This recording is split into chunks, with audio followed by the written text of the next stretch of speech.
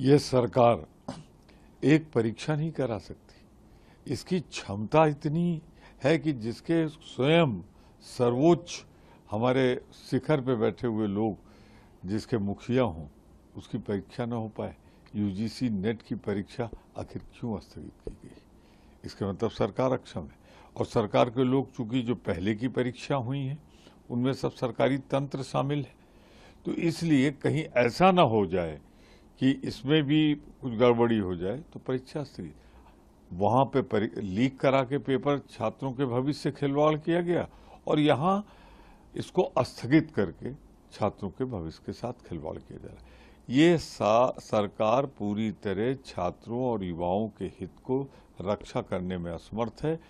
लेकिन हमारे नेता राहुल गांधी का वादा है कि हम छात्रों का, नौजवानों का साथ सड़क पर भी देंगे, संसद में भी देंगे। लेकिन सर, कुणाल घोष टीएमसी नेता जो यूजीसी किया गया है उस पर सवाल उठाया है कि ये सरकार का घोटाला है और सीबीआई जांच के जरिए मामले में जो गुनहगार हैं, जो दोषी हैं, उन्हें बचाने की, छुपाने की कोशिश की जाएगी। मैंने कहा तो कि सरकारी तंत्र में जो लोग उपस्थित हैं, यानी सरकार के लोग, वही तो घोटाले में शामिल है।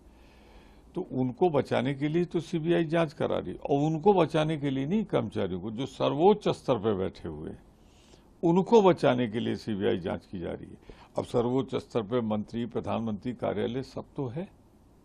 एक बड़ा सवाल दिग्विजय सिंह ने, 14 लाख छात्रों ने जो एग्जाम दिया उसमें बमुश्किल 5 से 10% मुस्लिम छात्र होंगे, बाकी सब तो हिंदू छात्र है। ये हिंदूवादी सरकार जो हिंदू हिंदू करती रहती है, उन्हें लाखों हिंदू बच्चों के भविष्य की भी चिंता नहीं है। देखिए, इस सरकार को युवाओं की चिंता नहीं, इस सरकार को छात्रों की चिंता नहीं, ये आने वाले भारत के भविष्य की चिंता नहीं। जो चिंता व्यक्त की है दिग्विजय सिंह जी ने, वो अपनी जगह जायज़ है उनका, कि ये इसमें तो बहुतायत में इस देश के रहने वाले लोग ही शामिल है ना। तो सही बात तो ये भारत के युवाओं की चिंता नहीं है। सबसे बड़ी चिंता मुझे इस बात की। हर एक मोर्चे पर आप लोग नए नए को घेरना शुरू कर दिए हैं, नीट हो, यूजीसी हो। इस बीच जो प्रोटेम स्पीकर का मुद्दा है उस पर भी किरण रिजिजू जो संसदीय कार्य मंत्री हैं, उन्होंने कहा कांग्रेस की समझ पर मुझे आश्चर्य होता है, जिन्हें हमने बनाया है वो 8 बार से लगातार सांसद हैं, जबकि जो के सुरेश कांग्रेस के नेता हैं उनका बीच में ड्रॉप भी है। सवाल सीधा सही है, कार्यकाल किसका ज्यादा है? 7 बार बड़ी संख्या होती है या 8 बार बड़ी होती है?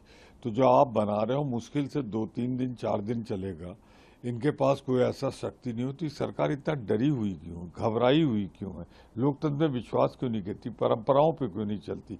तानाशाही के रास्ते पे क्यों चल रही?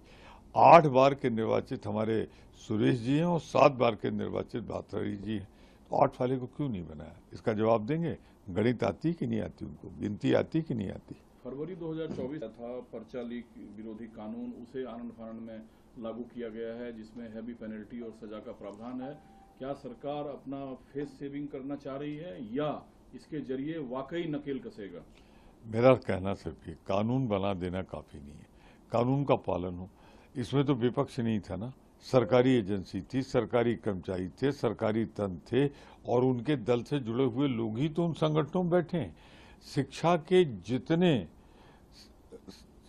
संचालित करने वाले, नियंत्रित करने वाले, इसको चलाने वाले, सब में तो इन्होंने आरएसएस और इससे जुड़े हुए तमाम संगठनों के लोगों को बैठा दिया है। तो ये सरकार नहीं चला रही बल्कि संगठन से जुड़े लोग चला रहे हैं और वो अरबों में खेल रहे हैं। ऐसा लगता है अगर पेपर 40 लाख और 45 लाख में बिक रहा है तो कितना पैसा आया? इस बीच मध्य प्रदेश सरकार ने सूर्य राम और कृष्ण की उपलब्धियों को जो है वो स्कूली शिक्षा और उच्च शिक्षा के सिलेबस में शामिल किया जाएगा। कांग्रेस की इस पर क्या प्रतिक्रिया है? उनकी चुनी हुई सरकार है, जो वो करना चाहते हैं करें। लेकिन पुराने जो महापुरुष हैं, जो आज़ादी की लड़ाई में जुड़े रहे हैं, जिन्होंने इस देश की रक्षा में अपना योगदान दिया है, कम से कम उनको तो हटाएं तो ना उनका।